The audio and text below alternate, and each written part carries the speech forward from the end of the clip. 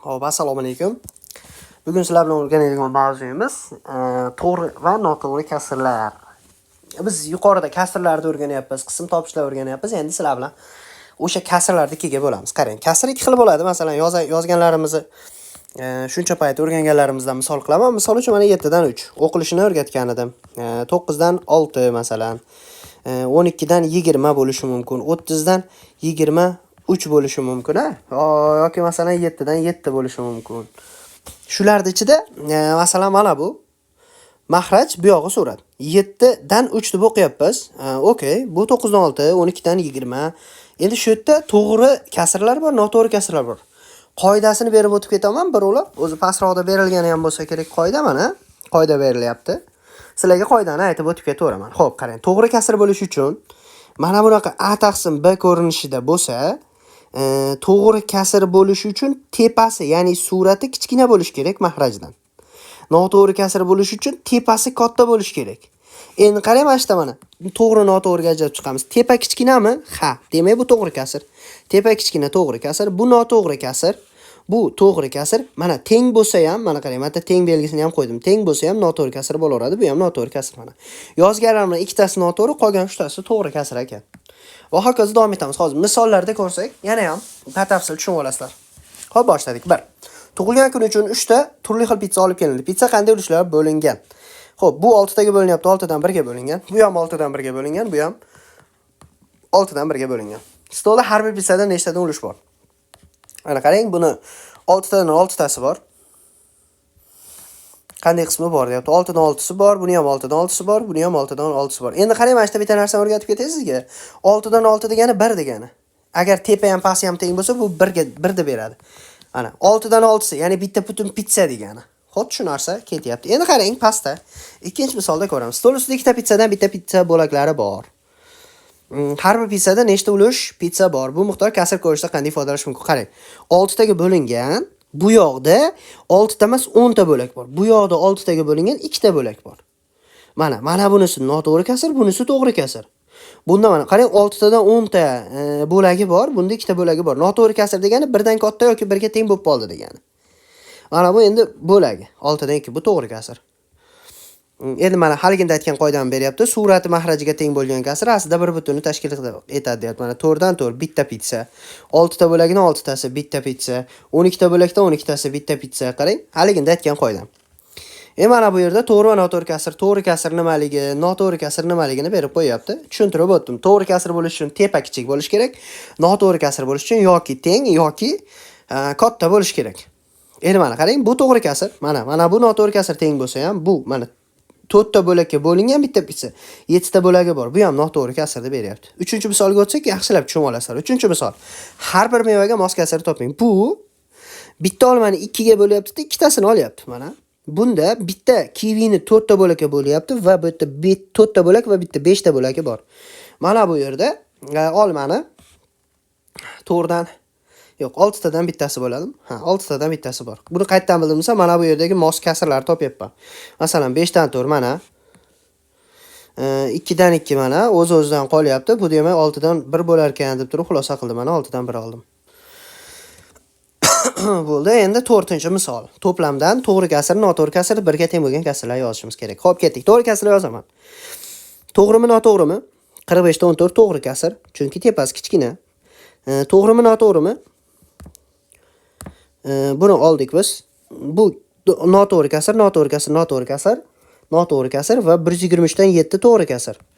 5 dan 6 ham noto'g'ri kasr. Endi noto'g'ri kasrlar degani qolganlari ekan. Ya'ni 5 taqsim 3, 7 taqsim 7, 3 taqsim 3, 11 taqsim 6 va 6 taqsim 5 hammasi noto'g'ri kasr. Endi qiymati 1 ga teng bo'lgan kasrlar bular 7 taqsim 7 bilan 3 taqsim 3 edi.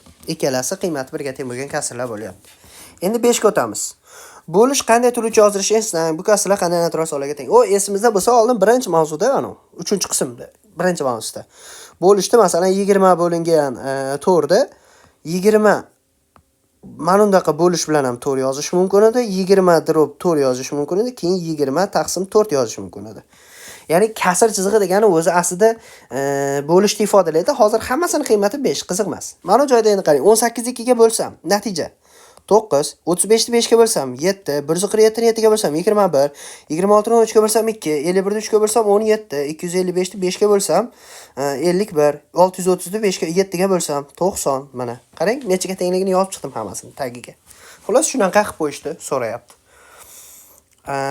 Endi keyingisi 6. Hisoblang, savdo markazi va aeroport yoki vokzallardagi ovqatlanish shoxobchasi qanday ataladi deyapti. Xo'p, biz buni hisoblab chiqishimiz kerak, faqat tartib bilan qo'yib olamiz. Birinchi ishim qavs tichi bo'ladi.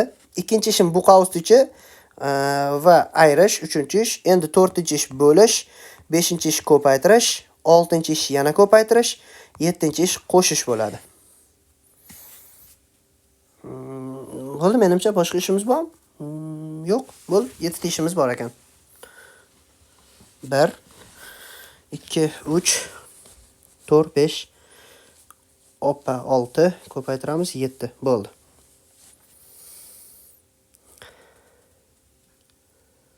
Birinchi ishni bajaraman. Tepadan yozib boshlardim. Birinchi ish 137 ga qo'shaman 163 ni. Ketdik. Natijam 300. 300 endi qaysi harfga to'g'ri keladi? F ga to'g'ri keladi. Demak, birinchisi F. F. Ikkinchisini bajaramiz. Ikkinchi ishimiz 7740 90 ga bo'lish. 7740 ni bo'laman 90 ga. Qarang, 90 ga bo'layotganingizda bittadan nollarni yo'qotib tasavvur qilaverasiz. Bittadan nollarni yo'qotib olaverasiz. Endi 774 9 ga bo'lish qoldi. Natija 86. 86 qaysi biri? U. Demak, U bo'ladi keyingisi. Ikkinchi mana F ni oldiga U harfini yozaman. Endi uchinchi ishni bajaraman. Uchinchi ish nima edi? O'sha 86 dan ayirishim kerak edi 39 ni. 86 39 ni ayiradigan bo'lsak 47 bo'ladi. 47 qaysi birida? D, demak D bo'ladi bu. Endi 4-chi ishga o'tamiz. 4-chi ish. Tak. 4-chi ishim 32400 ni bo'lishim kerak ekan. Birinchi ishdan chiqqan natijaga, ya'ni 300 ga. Teng sondagi nollar, ya'ni ikkitadan nollarni yo'qotib tasavvur qilaman. 324 ni 3 ga bo'lish bo'lib qoladi. Xolos misolim 108. 108 K da bor, demak K keyingisi. 5-chi ish. Xo'p, 5-chi ishimiz nima? 14 ga ko'paytirish chiqqan 108 ni ko'paytiraman 14 ga. Xo'p, natijam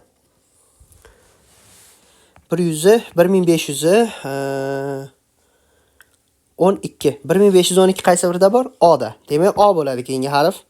Endi 6-chi ish. 6-chi ishim nima? 305 ni ko'paytirishim kerak. 3-chi ishdan chiqqan natijaga 47 ga. Natijani hisoblaymiz endi. Xo'p, yozib olaman matga. 305 ko'paygan 47. 7 kara 5 35, 7 kara 3 21, 4 kara 5 20, 4 kara 3 12, qo'shadigan bo'lsam 14 3 3 5. 14 3 3 5. 14335 ekan. R da bo'lyapti. Demak, R bo'ladi bundan keyingisi. Endi oxirgi ish 7-chi ishim. Pastga yozaveraman. 7-chi ish mana.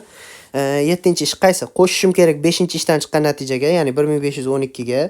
Qo'shishim kerak 6-chi ishdan chiqqan natija 14335 ni. Natijasi xo'p 15847 chiqadi. Bu T harfida turibdi, demak oxiri T bo'ladi. Demak, javob food court bo'lyapti. Nima deb nomlanar edi, deydi. Food court bo'lib nomlanar ekan. 7 ga o'tamiz. Savdo markazining yuqori qavatidagi maydonchada bir nechta qahvaxona bor. Ulardan 64 o'rinli stol mavjud. Xullas, mana bunaqa bitta stolchalardan, mana tomoniga 4 ta odam o'tirar ekan. 60 ta bor ekan shunaqadan. Stollarning 4 dan 1 qismi to'liq band. Ya'ni 15 ta da 4 tadan odam o'tiribdi. 4 dan biri 15 ta va 15 tada 4 tadan odam o'tiribdi. To'liq band deyapti.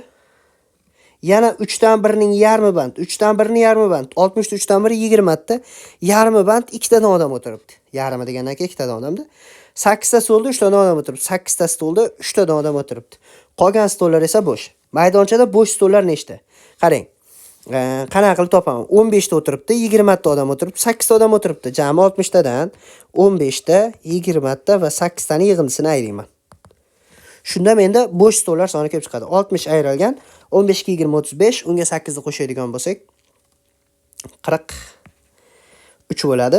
60 dan 43 ta ayrsam 17 ta. 17 ta bo'sh stol bor. Endi unga qancha odam tashlab buyurgan deyapti. Jami odamlar sonini hisoblashimiz kerak. 15 ta 4 kishidan 60 ta, 20 ta 2 kishidan 40 ta, 8 ta 3 kishidan 24 ta. Jami hisobda odamlar soni 60, 40 va 24, ya'ni 124 nafar bo'lyapti.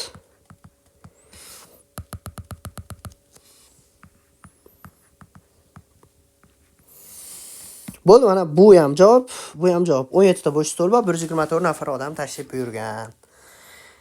Bo'ldi, ishlab bo'ldik. Endi 8-chisiga o'tamiz. 3 ta bir xil stakanga to'ldirib suv quyilgan bo'lib, ularning umumiy massasi 1410 gram. Qarang, bitta stakanni olaman men. 3 ta stakan 1410 bo'lgandan keyin 3 ga bo'lib yuborsam bitta stakan kelib chiqadi. Xo'p, 3 ga bo'lib yuboraman. 470. 470 gram suv bor. Qanchasida desa to'lasida. Mana ichida to'la suv bor, 470 gram bo'lyapti. Endi xuddi shunaqa ikkinchi stakan ham bor. Bir xil stakan, faqat unda bitta farqi bor, yarim suvi bor. Ularning uchtasi 1020 chiqqanidan 1020 ni bo'lib yuboraman 3 ga, bittasiniki kelib chiqadi 340. Har bittasi 340 gramdan ekan. 340. To'ldirilgan bitta stakanda necha gram suv bor? Stakanning massasi qanday? Xo'p, qarang, bunda nima qilinadi? Mana 470 ta 340 da farqi nimani beradi desa, mana bu yarim suvni beradi. Yarimi bo'sh-ku buni. O'sha farqni beradi. 470 dan ayrisam 340 da 130 chiqadi. Bu yarim stakan suv. Yarim suv. Endi bizda to'la stakanni so'rayapti. Demak, to'la stakanim 260 gram bo'ladi. Stakan 260 gram bo'lgandan keyin 470 dan, ya'ni to'ladan 260 gram suvni ayirib yuboradigan bo'lsam, stakanning massasi kelib chiqadi. Bu 260 gram suv 470 ayrilgan 260 barobar 210. Bu stakanning og'irligi, stakan. Bo'ldi, ikkalasi ham kelib chiqdi, bu ham javob. Ikkitanisini so'ragan edi. Endi 9. Kafeda 30 turdagi pizza taklif etildi. Ularning 3 dan 1 qismi achchiq. Achchiqlar 3 dan 1 33 ga bo'lganim, ya'ni 10 ta. 6 dan 1 qismi zaytun, 36 dan 1, ya'ni 5 ta zaytun. Qolganlar esa kolbasa va boshqa mahsulotlar. Agar achchiq yoki zaytun yoqtirmasa, u nechta turdagi pizzani tanlash mumkin? 30 tadan yoqtirmasa ekan, ana bu 10 ta va 5 tani. 30 ayrilgan 15 barobar 15 ta. Bo'ldi, mana shu bilan chiqib kelyapti. Bu misolimizning javobi ham. Eng keyingisi 10 ga o'tamiz. 10. A to'plami faqat to'g'ri kasrlarni, B to'plami esa faqat noto'g'ri kasrlarni ko'chirib yozing. Xo'p, bundan to'g'rilarini tanlashimiz kerak, bundan noto'g'rilarini tanlashimiz kerak. Bu to'g'ri kasrim H to'g'ri kasr 3 dan 2 yozib olamiz. To'g'ri kasrimi H to'g'ri kasr 81 dan 44. Bu-chi to'g'ri kasr bu ham 100 dan 5. Bu ham to'g'ri kasr. Nimaga to'g'ri kasr desa, tepasi kichkina. Noto'g'ri kasr olmayman, noto'g'ri kasr olmayman. Endi ikkinchidan noto'g'ri kasrlarni tanlashim kerak. Bu noto'g'rimi? H noto'g'ri kasr 54 taqsim 35 olaman demak. Bu noto'g'rimi? H olaman 16 taqsim 9 yoki 9 dan 16. Uchi noto'g'ri kasrim H noto'g'ri kasr olaman. Uchi noto'g'ri kasr emas olmayman. Bu noto'g'ri kasrim H olaman, chunki tepasi katta 27 taqsim 19. Buni ham oldim. Mana ishlab bo'ldik 10-misolda ham. Shu bilan bu mavzuyimiz ham tugadi. Endi savollar bo'lsa bemalol izohlarga yozsak bo'ladi. Tushunmagan joyimizni ham bemalol izohlarga yozib, so'rab olaveramiz. Rahmat, salomat bo'linglar.